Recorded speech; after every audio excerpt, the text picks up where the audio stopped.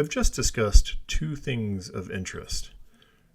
What is data analytics? So we've looked at some important parts and aspects about what data analytics is. And we've also looked at examples of a career in some of the diverse job markets within data analytics. What we're going to do next is we're going to be talking about and taking a look at what a Walsh MSDA, or Master of Science in Data Analytics degree, will enable you to do.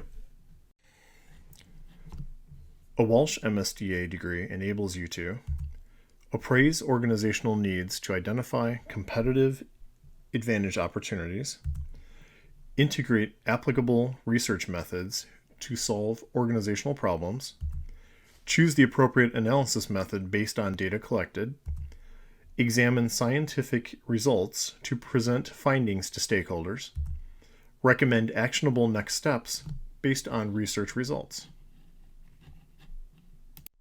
So what do these 5 points mean? Well, let's take a look at this in a little more detail. These 5 points are objectives and outcomes of when you finish the MSDA degree through Walsh. This is what will really enable you to go to the next level. Let's look at the first point. Through the appraisal of the needs of the organization, you'll be able to identify and help identify competitive advantage opportunities.